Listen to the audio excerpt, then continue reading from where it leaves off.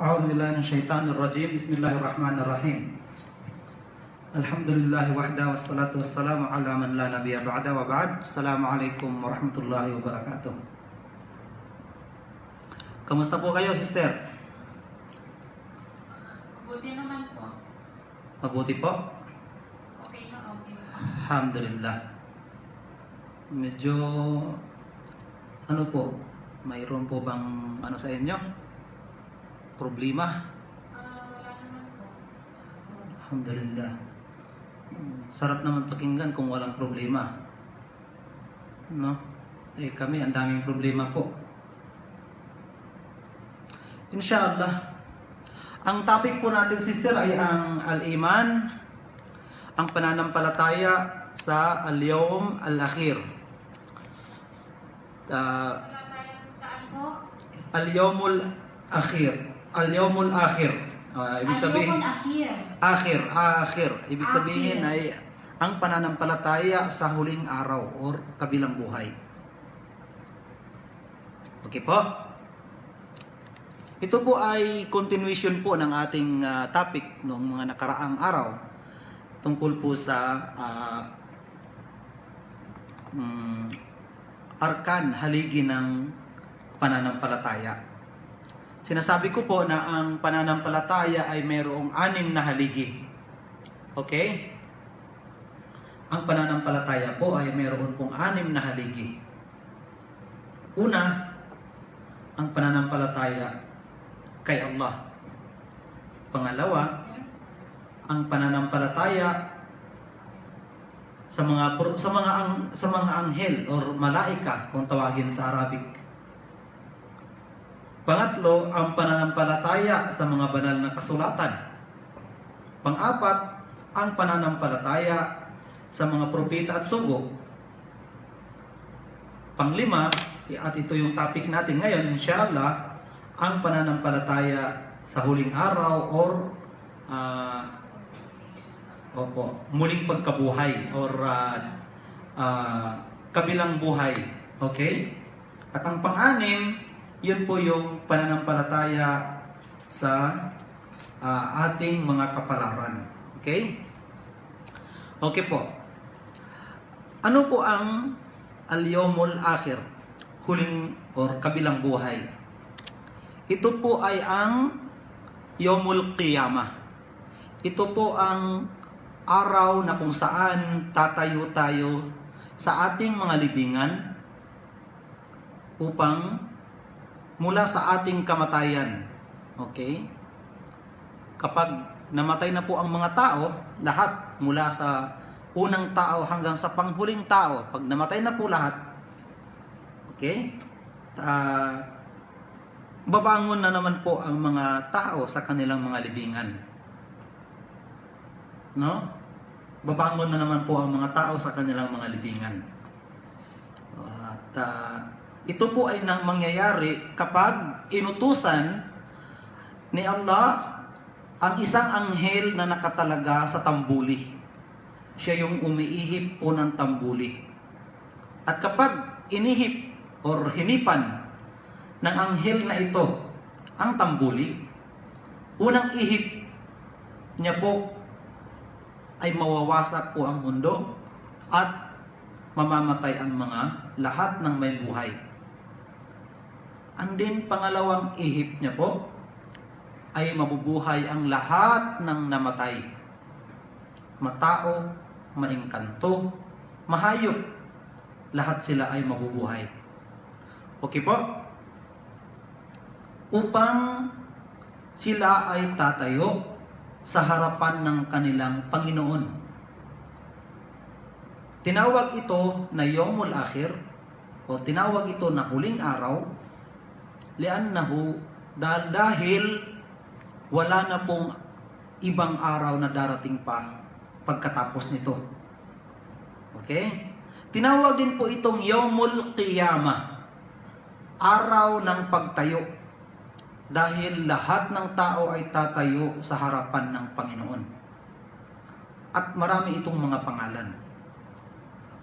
Okay? At marami po itong mga pangalan. Obligado sa bawat Muslim na paniwalaan ang araw ng paghuhukom or huling araw, kabilang buhay, huling buhay. Obligado sa lahat ng Muslim na paniwalaan po ang araw na ito.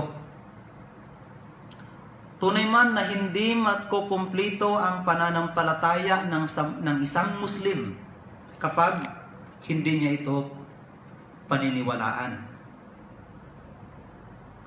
At kapag kanya itong pasisinungalingan at kung kanya itong itatanggi na mayroong araw na ito na ganito, ang taong ito ay mapabilang sa mga tumalikod kay Allah subhanahu wa ta'ala.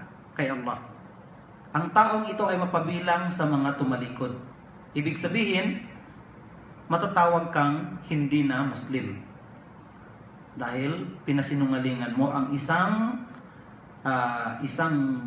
usapin sa Islam na pinatuloy po. So, yun.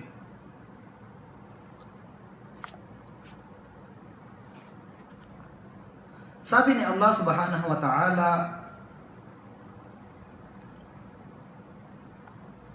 "Walakinnal birra man amana billahi wal yawmil akhir wal malaikati wal kitabi wan nabiyyin." Ngunit ang kabutihan ay siyang pananampalataya, ay yaong sumampalataya kay Allah at sa huling araw at sa mga anghel at sa mga banal na kasulatan at sa mga propeta. Okay po? At sinabi ni Allah, "Wa may yakfur billahi wa malaikatihi wa kutubihi wa rusulihi wal yawmil akhir faqad dalla dalalam ba'ida." Sinabi ni Allah, ang sinumang tumalikod or magpasinungaling or kanyang pasinungalingan si Allah, ang kanyang mga anghel at ang kanyang mga banal na kasulatan at ang kanyang mga sugo at ang huling araw, tunay na siya ay naligaw ng napakalayong pagkaligaw. Paano natin paniniwalaan ang huling araw?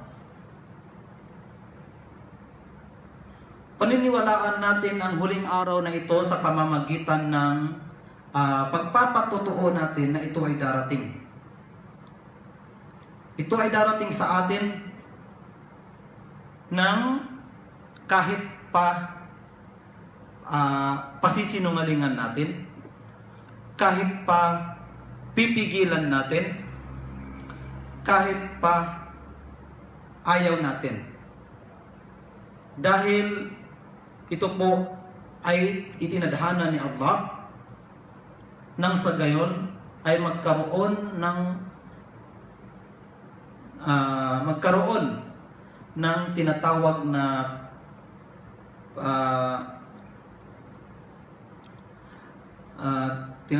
na paghuhukom sa lahat ng mga ginawa ng mga tao dito sa mundo. At upang magkaroon ng saysay ang lahat ng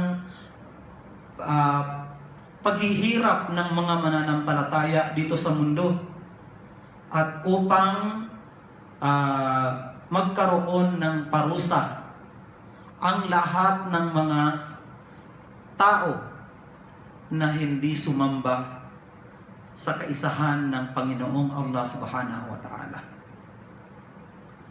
So, kaya naman, kinakailangan nating paniwalaan ang isang usapin na ito.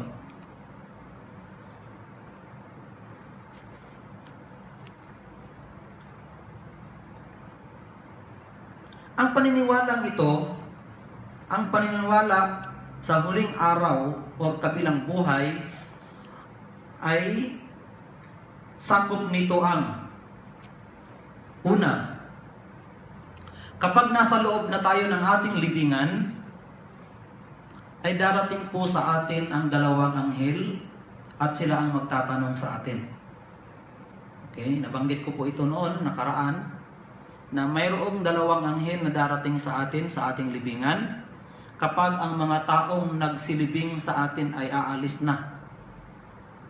Kapag aalis na po sila, darating ang dalawang anghel at magtatanong ng sinabi niya ay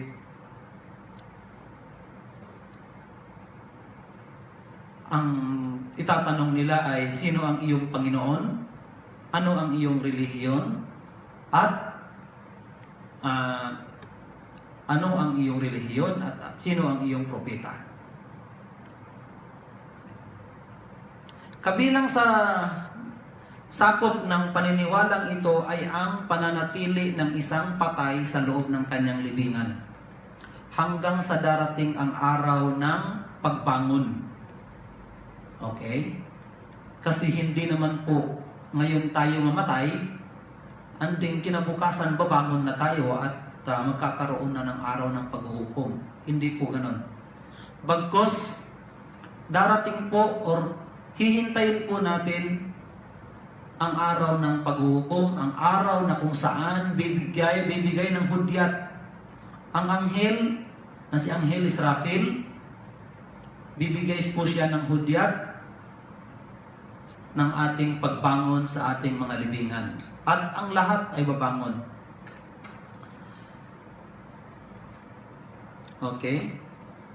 Kabilang sa pananampalataya or sakop ng pananampalatayang ito ay ang tinatawag na Al-Hashar.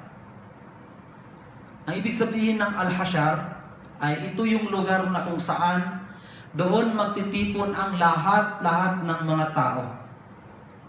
Ito po, ang tinutukoy po natin dito ay ang kabilang buhay na po. Okay? So, mayroong tinatawag sa wikang Arabic na Al-Hashar na ibig sabihin ay dito matitipon ang lahat ng mga tao at dito na sila huhukman, dito sila hahatulan, dito sila tatanungin ni Allah Subhanahu wa Ta'ala at napakaraming katanungan si Allah Subhanahu wa Ta'ala.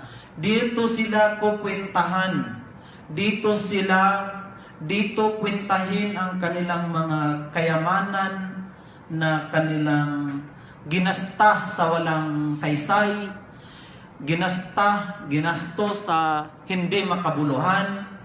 Dito hahatulan or kukwentahin ang kanilang mga ginawang kasamaan.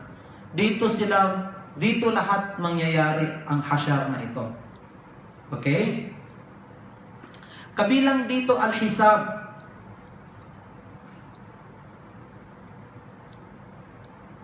Ang ibig sabihin ng al-hisab ay magkakaroon po ng tinatawag na hisab. Okay? Dito po mangyayari po ang tinatawag na pagpapatotoo ng mga mananampalataya at pakikipagtalakayan ng mga hindi mananampalataya tungkol sa kanilang mga gawain.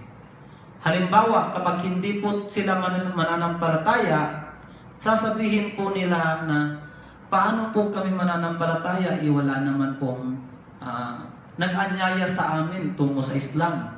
Wala naman pong nagpaliwanag sa amin tungkol sa Islam. So dito po mangyayari yun. Okay? Ang susunod po ay ang tinatawag na pagdating ng ating mga talaan ng gawain dito sa mundo. Doon sa kabilang buhay. At ang mga gawain na ito ay gawain natin dito sa mundo. Okay? So,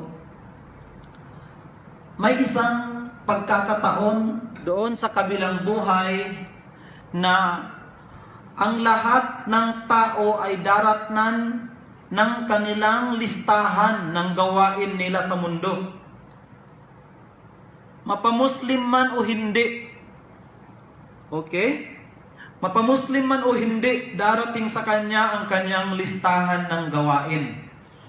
Ayon po sa isang hadith ng Propeta Muhammad, sumakanya nawa ang kapayapaan, na bawat tao mayroon siyang dalawang anghel. Bawat tao mayroong dalawang anghel na nakatalaga sa kanya. Okay? Isa sa kanan at isa sa kaliwa. Ang sa kanan, siya yung nagsusulat ng kabutihan, at ang sa kaliwa naman, siya po ang nagsusulat ng kasamaan. At ito po ay kanilang ipinapasa sa langit kay Allah subhanahu wa ta'ala. At pagdating ng araw ng paghuhukom, ang listahan na ito ay darating sa atin kapag tayo ay huhukman.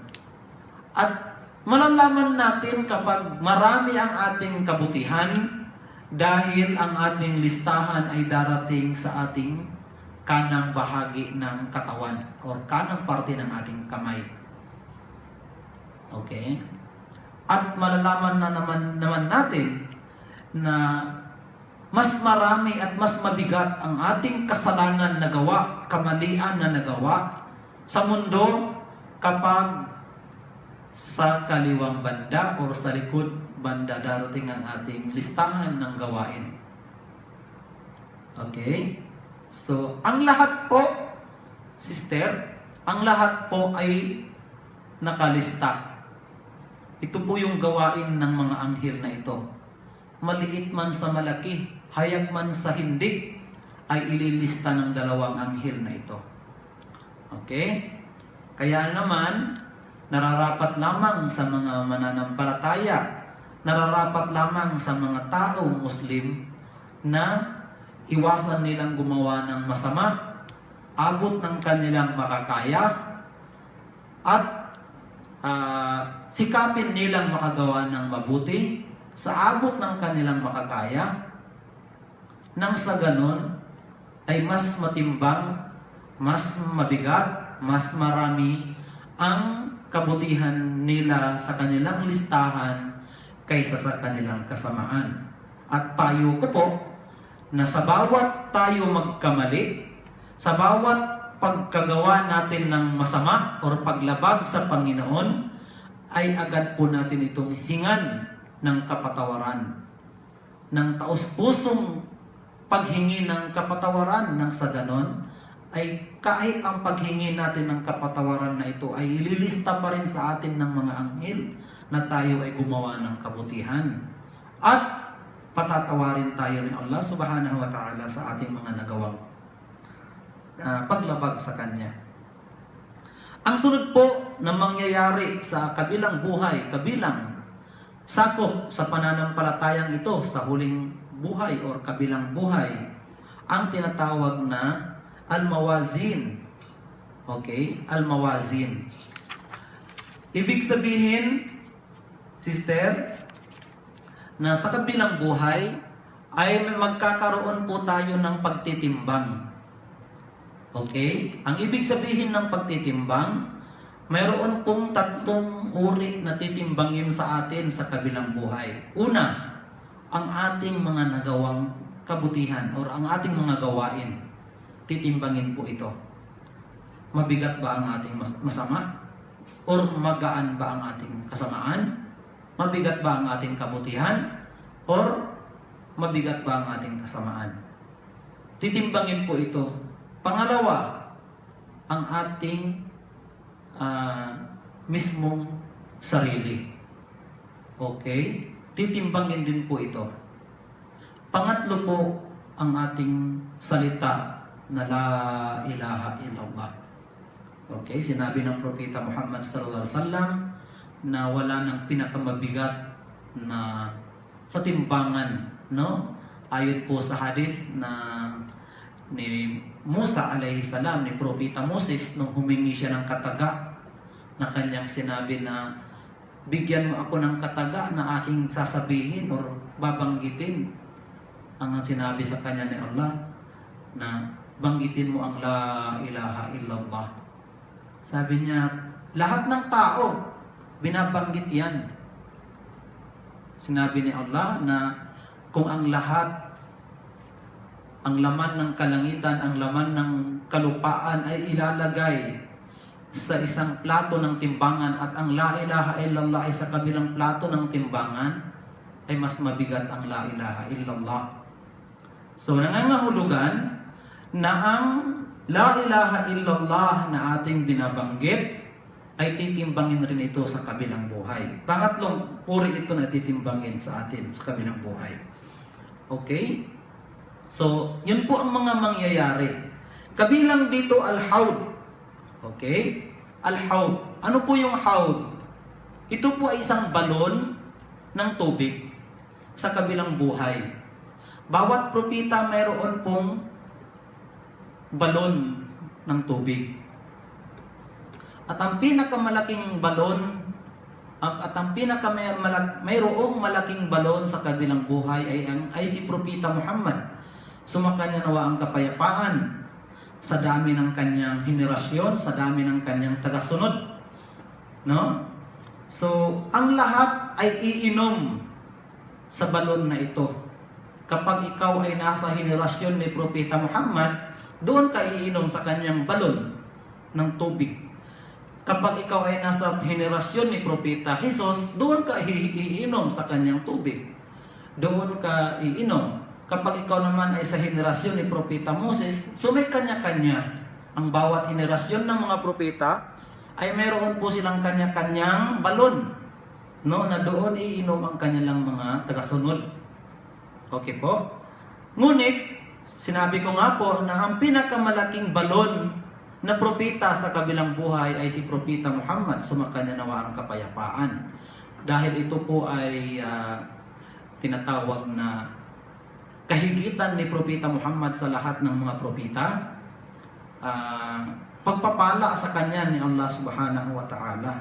Dahil una, siya po ang panghuling propeta at siya lamang ang propeta ng sangkatauhan.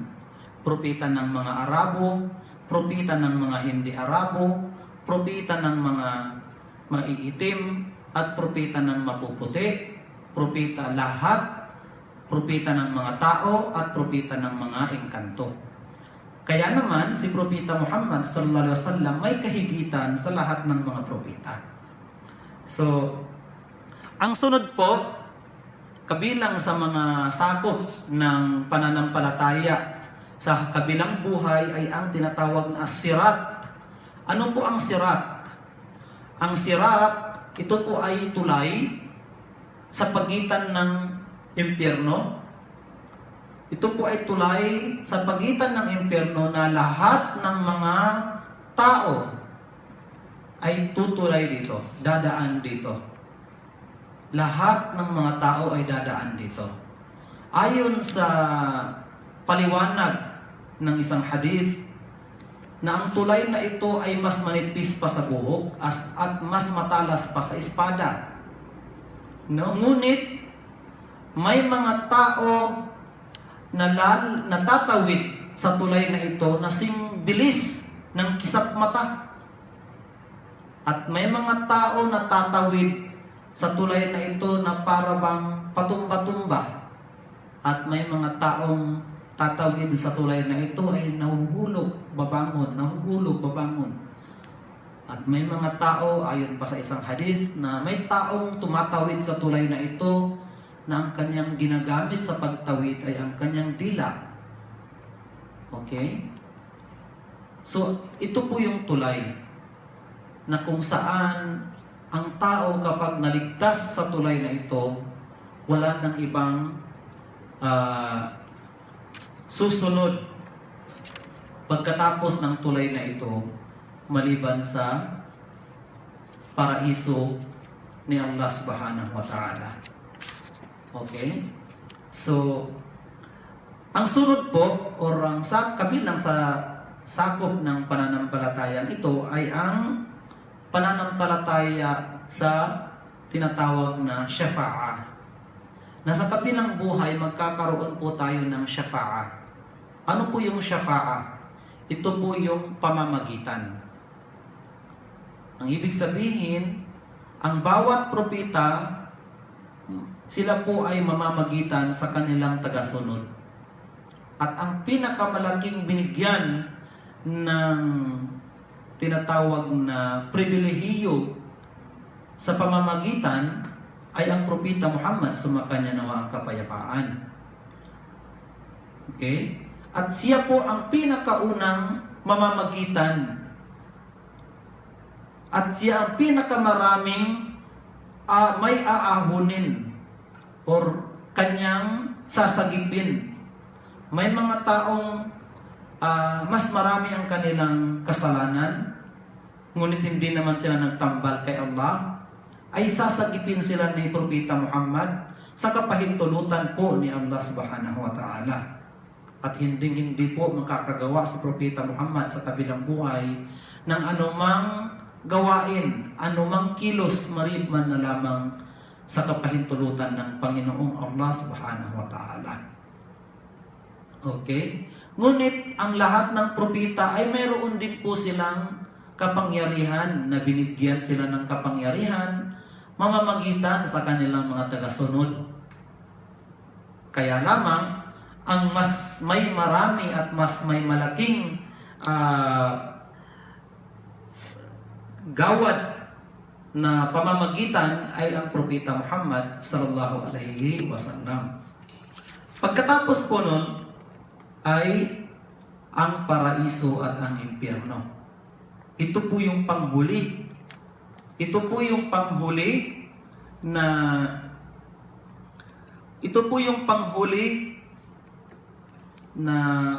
sakop ng kabilang buhay. Okay? Ito po yung panghuli. Ibig sabihin, kapag ang isang Muslim ay kanyang nalampasan ang lahat ng pagsubok mula sa libingan hanggang sa pagtawid sa tulay. No? Kapag kanyang nalampasan ito, nangangahulugan lamang na ang susunod nito ay paraiso. Ngunit kapag hindi niya nalampasan ito, nangangahulugan lamang na maaaring siya ay kabilang sa mga papasok ng impyerno. Wal-iyadu billah. Ilayo nawa tayo ni Allah subhanahu wa ta'ala sa apoy ng impyerno. Okay? Kapag pumasok na po ang mga tao sa paraiso at pumasok na ang mga tao sa impyerno, ibig sabihin, wala nang taong taga-impyerno na makakalabas upang mapunta ng paraiso. Ang kamatayan ay kakatayin. Ibig sabihin, wala nang kamatayan. Kaya naman, ang mga tao sa impyerno ay mananatiling buhay. Kaya naman, ang mga tao sa impyerno ay mananatiling buhay at hindi sila daratnan ng kamatayan, nang sa ganon ay malalasap nila o malasap nila ang tindi ng parusa ni Allah subhanahu wa ta'ala dahil sa kanilang pagtalikod, paglabag, pagpasinungaling sa kaisahan ni Allah subhanahu wa ta'ala. At ang mga taga-paraiso naman ay sasabihin sa kanila ni Allah na manatili kayo, tunay na walang hanggan ng inyong pananatili at walang hanggan na kasiyahan, kaligayahan at sarap ng pamumuhay. Okay? So, kaya naman ang isang Muslim palagi niyang tawag dito, palagi niya pong hinihiling kay Allah subhanahu wa ta'ala na ipasok po siya ng paraiso at ilayo siya sa impyerno. Okay?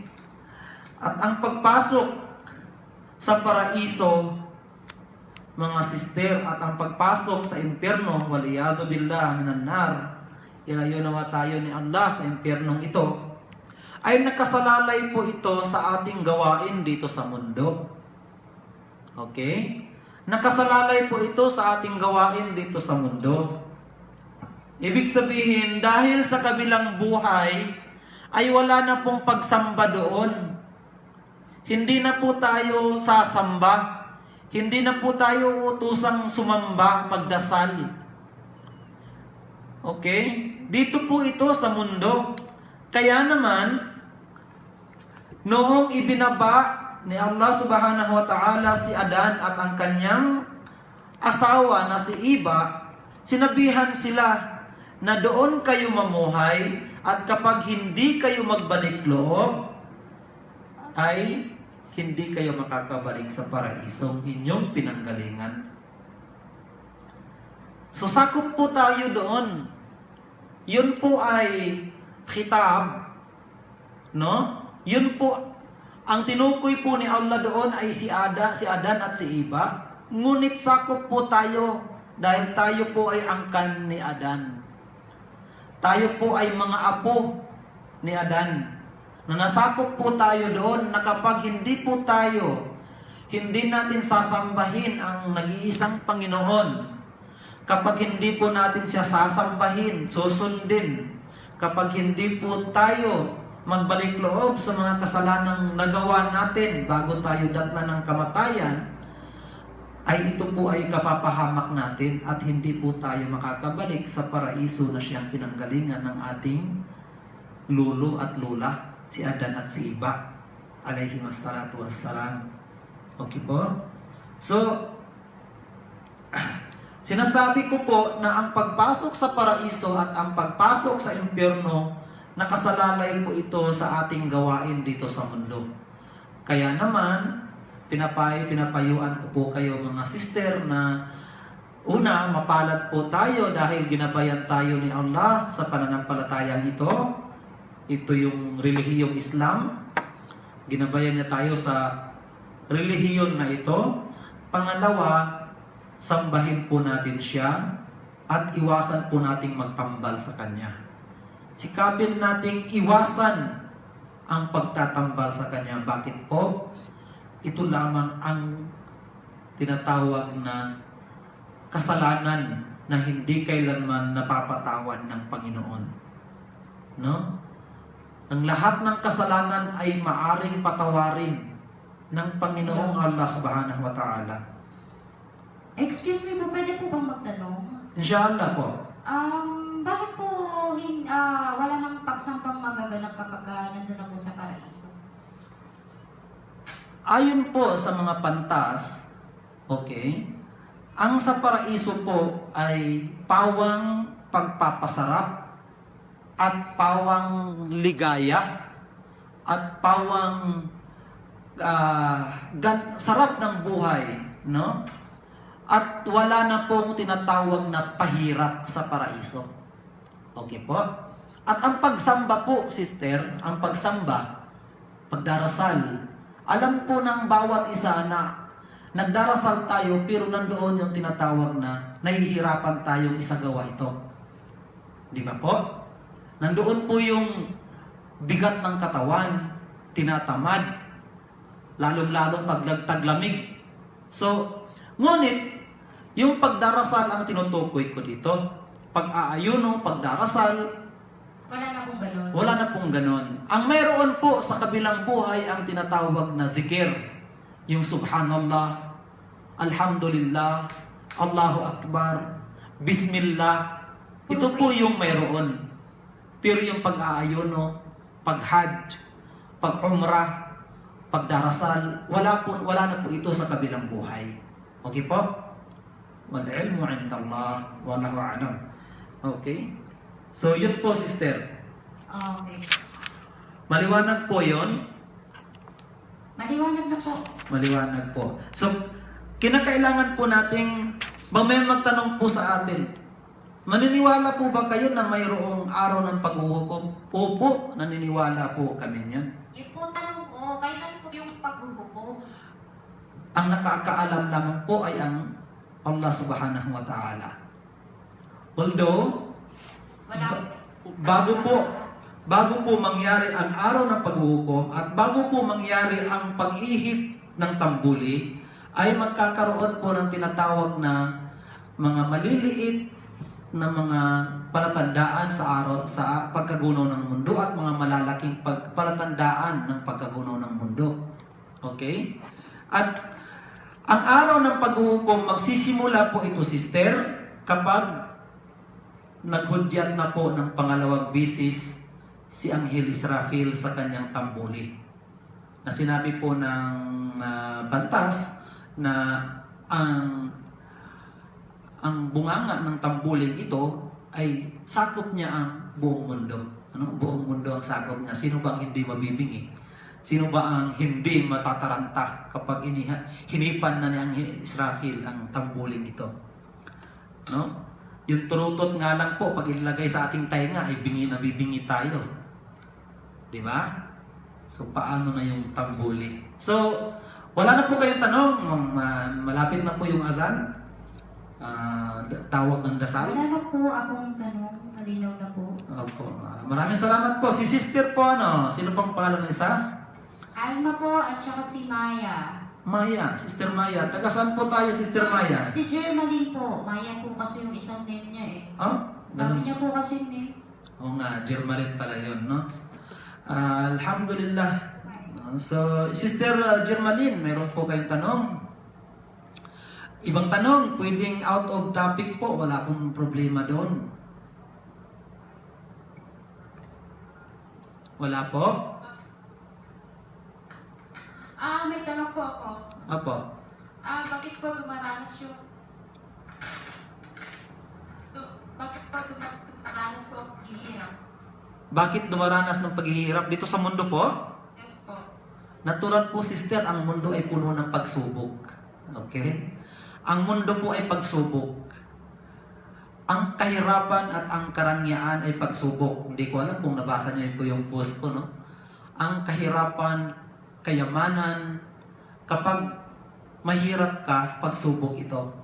At hindi nangangahulugan na kapag mayaman ka, ay hindi pagsubok. Pagsubok pa rin yun. Ang lahat po ng nandito sa mundo ay pagsubok. Okay? Kaya po, lalong-lalo na ang mga mananampalataya, Sister Germaline. Sabi ng Propeta Muhammad sallallahu alaihi wasallam, ang pinaka may matinding pagsubok ang mga propeta. Okay? Ang pinaka matinding pagsubok ang mga propeta dahil may mga propetang nilagari, may mga propetang pinatay, may mga propetang ganun, no? May mga propetang ganun. Matindi ang kanilang pagsubok. Si Propeta Job or Ayub alayhis salam, ang pagsubok na dumating sa kanya ay kinain ng uod ang kanyang buong katawan. No? Maliban sa kanyang dila at sa kanyang puso. No? Tanging hiling niya sa Panginoon na sana hindi mapabilang ang kanyang dila at ang kanyang puso. Bakit? Kapag napabilang na sa ang kanyang dila, sa kinain na ng uod, so paano pa siya makakapag-zikir or aalala, magsabi ng Subhanallah, Allahu Akbar, ganun. So, at mas marami pa, no? May mga propetang nilamon ng malaking isda. May mga propetang sinunog, si Propeta Abraham, sinunog ng kanyang mga tao. No? At ibig sabihin, may mas matindi ang pagsubok ng mga propeta. Sabi ng Propeta Muhammad, pagkatapos ay ang mga tagasunod nila. So, kapag tayo tagasunod ng mga propeta, susubukin talaga tayo ni Allah Subhanahu wa Ta'ala. Ngunit, ang pagsubok na ito, ang bawat pagsubok na ito, sabi nga ng Propeta Muhammad, walang dumadampi na sa isang mananampalataya na sakit, hinagpis, pagsubok, at kahit pa ang tinik na pumapasok sa kanyang paa, natitinik siya, ay ang lahat ng ito ay kafara, kapatawaran sa kanyang mga kasalanan. At kapatawaran sa kanyang mga kasalanan at makakabuti sa kanya. Okay? So, yun lamang ang kainaman ng isang mananampalataya. Kasi every time na dinarat na ng pagsubok, ay napapatawad naman ang kanyang mga kasalanan. Okay po? So, ang lahat po ng nasa mundo, sister, ay pagsubok. At Huwag po nating isipin na kapag tayo po ay mananampalataya na, ay hindi na po tayo susubukin o susubukan. Bagkus, sinasabi ko po at sinabi ng Propeta Muhammad na mas may matinding pagsubok ang mga mananampalataya, Sister Jermaline. Hindi lamang po ikaw, bagkus lahat po tayo ay nakakaranas ng pagsubok. Pagsubok galing mula sa kawalan ng kayamanan, kawalan ng pira, pagkamatay ng pamilya, mga mahal sa buhay, paghiwalayan ng mag-asawa. Ang lahat ng ito ay pagsubok na dapat tiisan ng isang mananampalataya dahil sa kanyang pagtitiis, dahilan ng pagmamahal sa kanya ng kanyang Panginoon na si Allah Subhanahu wa Ta'ala. Okay po, sister? Magtiis po tayo sa pagsubok, no? Nakikiramay nga po ako sa pinsan ko, no, na namatayan ng asawa. Narinig ko kanina lamang. Sana dalangin ko kay Allah Subhanahu wa Ta'ala na patawarin ang kanyang mga kasalanan at biyayaan ng pinsan ko na mas mainam pa sa kanya at papasukin siya ni Allah Subhanahu wa Ta'ala sa paraiso. Okay po, sister? Okay po. Jermaline? Yes po. Sister Alma? Yes po. Wala na pong tanong? Pupunta na po ako ng masjid.